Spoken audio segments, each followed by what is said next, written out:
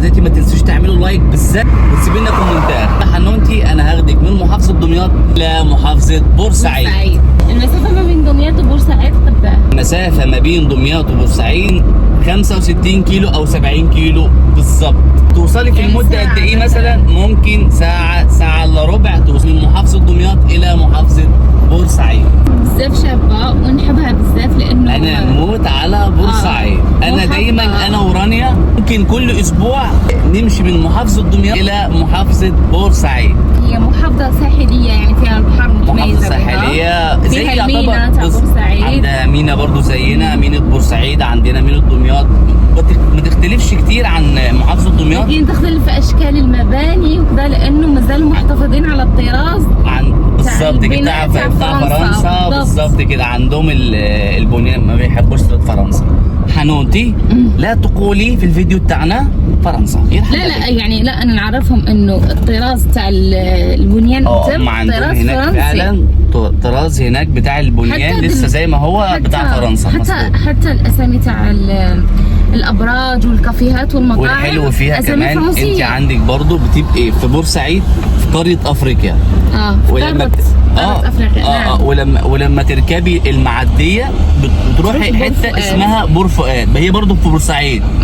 بورسعيد وبور فؤاد، من هنا من بورسعيد لبور فؤاد تسمى قريه اسيا اللي هي قريه اسيا.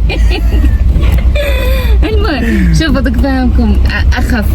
بورسعيد تكونوا في قاره، صدقي الفلوس نسيتها. افريقيا الفلوس نسيتها. بور فؤاد تكونوا في قاره، نسيت كل حاجه. معاكي فلوس؟ ما تهزرش والله العظيم. تكونوا في قاره اسيا.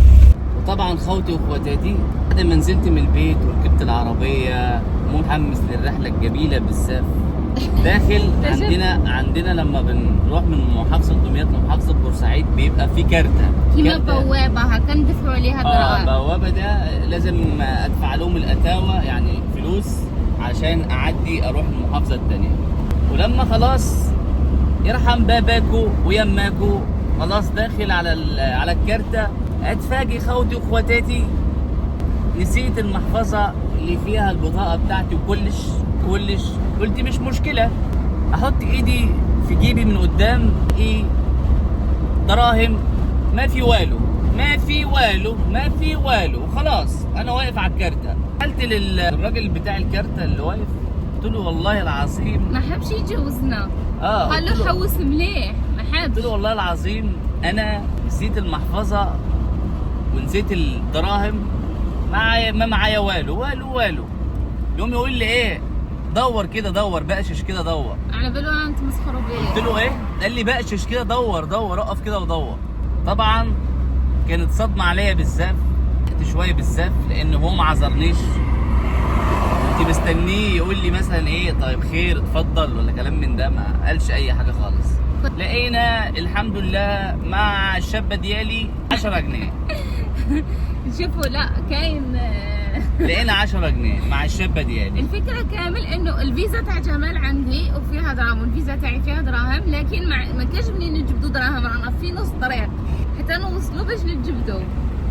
قال لي بقشش على 10 جنيه وبقششت على 10 جنيه وطلعت له 10 جنيه والتاني وريها له. واحنا دخلنا لبورسعيد صح؟ بالظبط كده. ورانا دخلنا هذه اول بورسعيد، مازال تشوفوا حاجه تشابهها هنا تحسوها عاديه جدا. والمهم دوكا رانا رايحين بالظبط، رايحين دلوقتي نجيب لكم مفاجاه نوويه على اراضي مصريه خوتي واخواتاتي. وشنو هي المفاجاه؟ عازم حنونتي على فول وطعميه مصريه تنجيب مصري هنا مصريه. اول حاجه راح نحطوها، هذه اول حاجه نحطوها في كرشنا، يعني هذه نضنا وهبطنا. اول حاجه نحطوها في كرشنا. تخيلوا هذا هو رانيا الفول والطعميه المصري، واشوف ردة فعل رانيا وشنو. شوفوا جمال كان شغل يجري، ما قدرتش نصور لكم كامل البنيان وكل البنيان شباب. هو اصلا معظمه في بور فؤاد، بصح ما نجح نوروها لكم اليوم في الفيديو. هنا هادو عادي عمارات عاديين كما تاوعنا. هذا الشارع اغلى شارع في بورسعيد. هاد الحوانت كامل يبيعوا بزاف بزاف بزاف غالي. علاش؟ باسكو هذا يقولوا له شارع طرح البحر، كيما احنا زعما الحاجات يعني الناس المرفهه اللي تهبط تشري منا، ويكون بزاف غالي على الاسعار العاديه. فهمتوا؟ تلقاو كامل اللي مارك هنا في هذا الطريق اسمه طرح البحر هكذا. خليكم تكملوا تتفرجوا معنا. احنا دوكا هكا احنا رايحين للمطعم اللي راح ناكلوا فيه، ووصلنا المطعم العيوطي. شوفوا الفول ليه انواع وليه طرق بزاف، ماشي غير نوع واحد. هنا عندكم فول الطحينه والسمنه بالزبده. هذا نوع المنيو تاع الفطار. احنا عندنا خوتي وخواتاتي في دمياط فول بالسمنه، فول بالزبده، فول بالزيت الحار، يعني ما عندناش الانواع الكتيره دي. عندهم داروا انواع جديده، عندهم هنا انواع جديده. انا اول مره اجي اجرب المكان ده، والله العظيم هقول لكم رايي بكل صراحه في الحاجات اللي هنطلبها. بون جمال، اشرح لنا كل حاجه راهي موجوده في الطاوله. طيب احنا اول حاجه هنتكلم عليها، طلبنا اول حاجه طلب فول بالزبده. فول هذه بطحينه جمال، وش بيك؟ لا لا لا، دي هذه بالزبدة. طحينه. لا لا هذه طحينه والله، طحينه وهذه زبده. ما حصلش والله العظيم، ما حصل، العكس. بالعكس، هذه طحينه وهذه زبده. طحينه. طلبنا اول حاجه فول بالطحينه زي ما انتم شايفين، تمام. يجي واحده بنه تقطن. وهذه بالزبده. ده بالزبده، انا مش عارف ازاي بالزبده بس شغال، يعني شكله زي الزيت الحار بالظبط، تمام. طلبنا طلب زبده سايحه على بها جايه هكا، تمام. وطلبنا معاهم برضو بيض بالبسطرمه. هذه البسطرمه دوك نقول لكم شنو هي. طعميه. شفتوا دقيقه جمال معليش، شفتوا الخليع تاع الجزائر القديد، اللحم المملح، هذه هي البسطرمه. كمل. طلبنا طبقين طعميه، هذا وهذا، جبن وواحده عاديه. طيب نشوف اللي معانا دي ايه.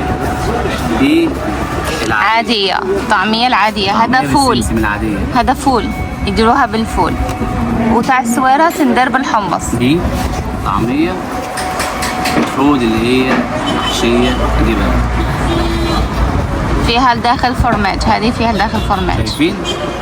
طعميه تيجي واحده البنه بالزبده، وبطاطا مقليه، وبتنجان مقلي، فيه فوق الحار درسه، فوق الدرسه. طيب. كيما تاع الحوت. نجرب خوتي وخواتاتي وفول بسم الله. مازال هذه السلطه تاعهم، وهذا تقريبا جبنه بالطحينه.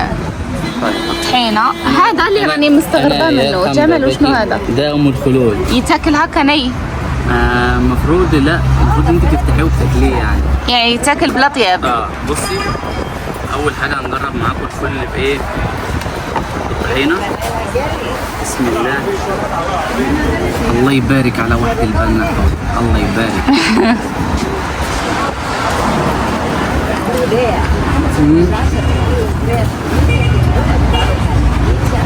هايل، يهبل قسما بالله فوتكم. لازم كي تجوا بورسعيد تاكلوا عند هذا المطعم. الله يبارك. الفول ده ياخد 10 من 10. لازم تنزلوا مصر تجربوا الفول اللي طحينه. انا فول بالزبده هذا اللي ماهوش مقنعني. استني حنوتي، جربي ده، تمام. قولي لي وش رايك.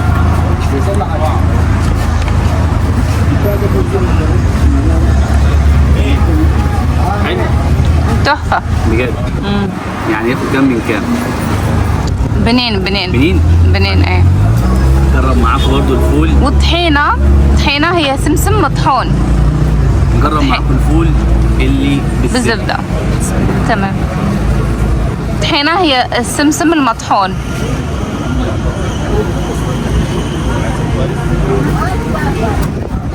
الله يبارك على طعم البن.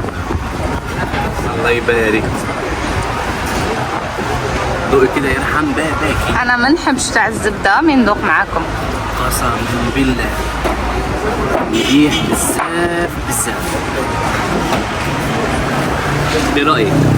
صراحه بنين يهبل. طيب احنا شوفوا البنات، الى حبيتوا ندير لكم طريقه الفول في الدار وطريقه الطعميه في الدار قولوا لي نديرها لكم.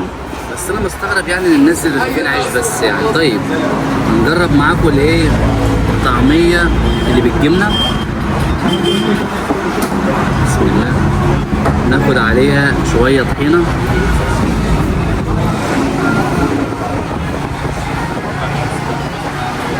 طحينة هذه كما قلت لكم سمسم مطحون. شوفوا هذا الفطار تاع الصباح، هذا غير ينوضوا يضربوا هذا الماكله. انا شوفوا انا ما نقدرش ناكل صباح بكري، ديجا راني ضقت كرشي بدات توجعني. هما هنا ماشي كيما حنا يشربوا قهوه حليب وكذا مع زعما كرواسون ولا حاجه هكا خفيفه، لا هنا لازم هاد الطابله.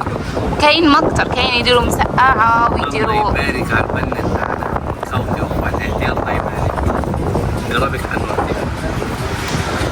قولي لي انا هذا برك اللي راهو خالعني اللي راح. وايش رايك بكل امانه يا الشابه ديالي؟ خذي. تمام. كثرت الطحينه.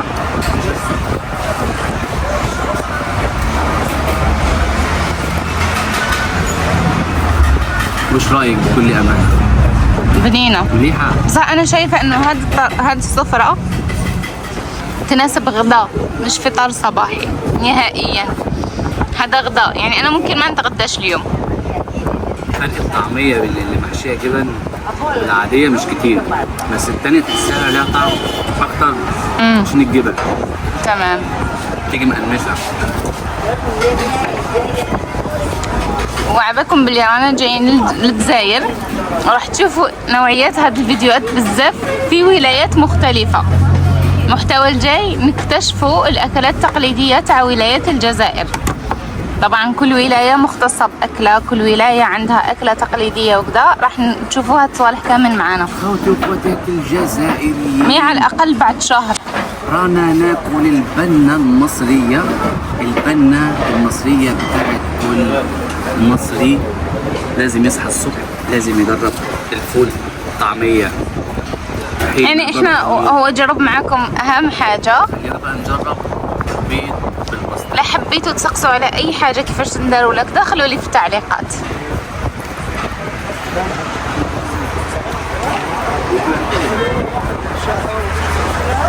الله يبارك على طعم البنة، يرحم باباكم وعندكم ما تقولوا.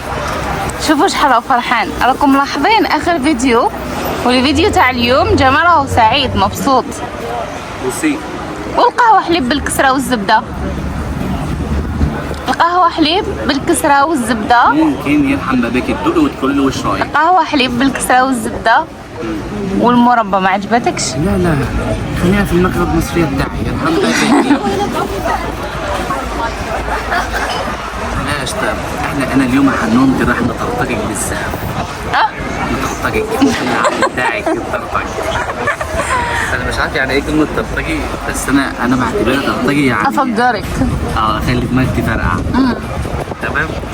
قولي لي وش رايك في كل حاجة بنينة ما شاء الله. بالصح تاني عندي نفس التعليق انه هذا غدا مش فطار صباحي نهائي. طيب خلينا بقى نجرب البطاطس بتاعتنا. ما فهمت كيفاش نفطروا مع صباح بطاطا مقليه وباذنجان مقلي وزيد هذا اللي راهو خالعني. نحط معاه شويه طحينه.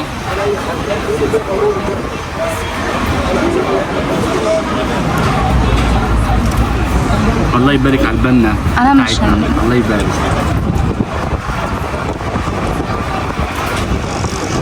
خوتي وخواتاتي الجزائر كملوا، لازم تكملوا معايا انا الفيديو اليوم. مازال الغداء ومازال وش يشربوا بعد هذا الفطار. هما يشربوا الشاي لاتاي الاحمر. ده اسمه بابا غنوج، وراني حطيت لكم الوصفه تاعو في الصفحه من تحت، كنت دايرته انا وجمال. الله يبارك على طعم البنه.